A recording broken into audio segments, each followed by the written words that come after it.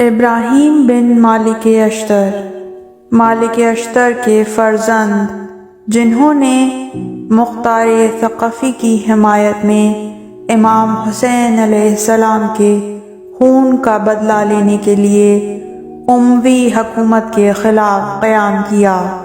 انہوں نے کچھ عرصے مختار اور مصعب کے حکم سے موصل اور اس کے اطراف کے علاقوں کی حکومت بھی کی۔ مختار کی فوج کے سپہ سالار ابراہیم بن مالک اشتر امام علی علیہ السلام کے عاشق اور سچے چاہنے والے تھے، اور آپ نے جنگ صفین میں امام علی علیہ السلام کے ہم رکاب جنگ لڑی۔ اس جنگ میں آپ کے والد مالک اشتر بھی شامل تھے، جنہوں نے نمایاں کردار ادا کیا، اور معاویہ کے خلاف دونوں باپ بیٹے نے جنگ کی۔ اس وقت ابراہیم جوان تھے۔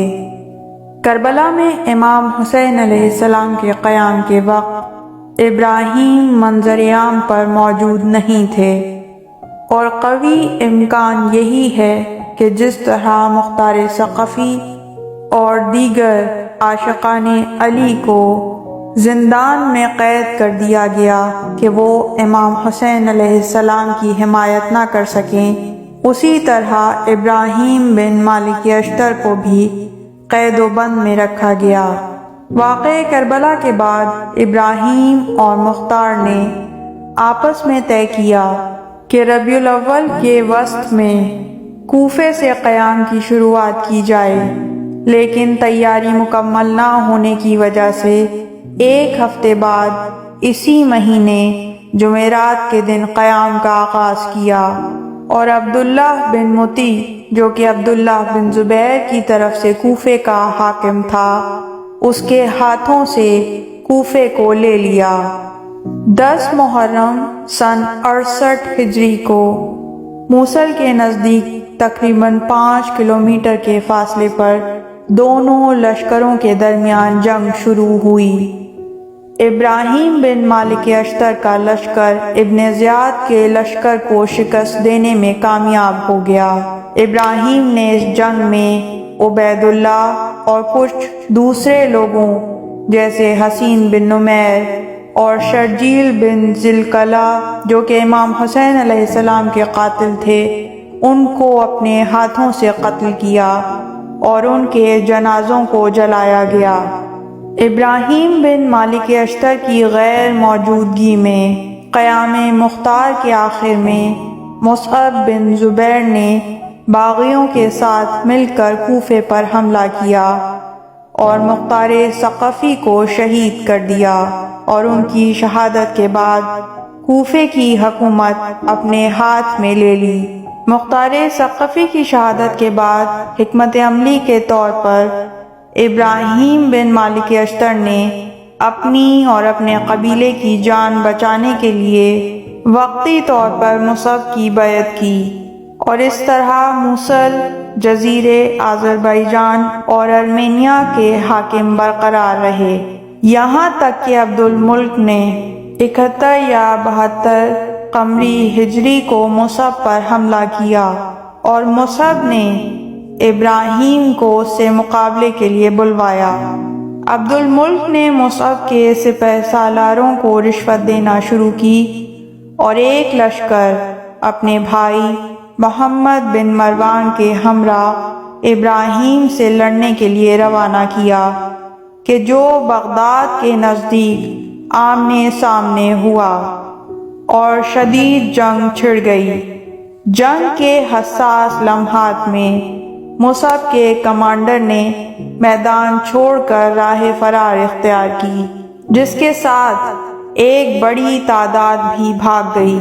اس طرح ابراہیم بن مالک اشتر کا محاصرہ کیا گیا، اور ان پر ہر طرف سے نیزوں کے وار ہونے لگے، جس کا وہ بہت دلیری سے مقابلہ کر رہے تھے، لیکن آخر میں ان کو چاروں طرف سے گھیر لیا گیا، اور چاروں طرف سے حملہ کرنے کے نتیجے میں انہیں قتل کر دیا گیا۔ ابراہیم کی شہادت کے بعد ابراہیم کے قاتل نے ان کا سر تن سے جدا کیا اور عبد الملک کے پاس لے گیا، اور عبید اللہ ابن زیاد کے غلاموں نے ابراہیم بن مالک اشتر کے بدن کو آگ لگا دی۔ ابراہیم بن مالک اشتر کی قبر بغداد کے قدیمی راستے میں واقع ہے۔ یہ قبر سامرہ سے 8 فرسخ اور دجلہ سے 4 فرسخ کے فاصلے پر ہے۔ یہ وہی جگہ ہے جہاں آپ کی شہادت واقع ہوئی۔ یہ قبر شیخ ابراہیم کے نام سے جانی جاتی ہے اور بلند مقام پر واقع ہے جس پر ایک گنبد بنا ہوا ہے، اور اس کے دروازے پر ایک سنگی تختی نصب ہے جس پر لکھا گیا ہے کہ ھذا قبر مرحوم السید ابراہیم بن مالک اشتر نخعی علمدار رسول اللہ صلی اللہ علیہ وآلہ وسلم۔ ابراہیم بن مالک اشتر کے متعلق شیعہ اور سنی علماء کرام کی رائے۔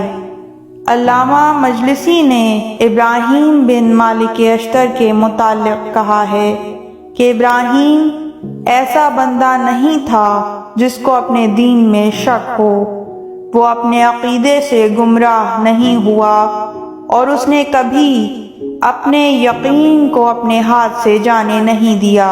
ابراہیم نے امام حسین علیہ السلام کے خون کا انتقام لینے والوں کا ساتھ دیا، اور وہ اہل بیت پیغمبر کے محب اور چاہنے والوں میں سے تھے، اور وہ علمدار اور خود کو ان پر قربان کرنے والوں میں سے تھے۔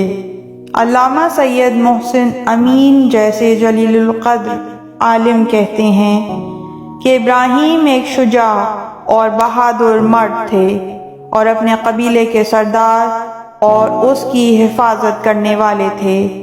آپ بہت بلند ہمیت کے مالک تھے اور حق و حقیقت کے ساتھی تھے۔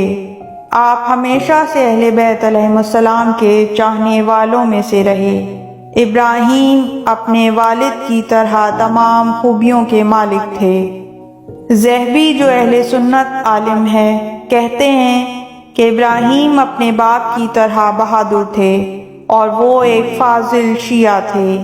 ابن جوزی بھی اہل سنت عالم ہیں اور وہ کہتے ہیں کہ ابراہیم بن اشتر کی آواز ایک ہیبت اور جذبے سے سرشار تھی۔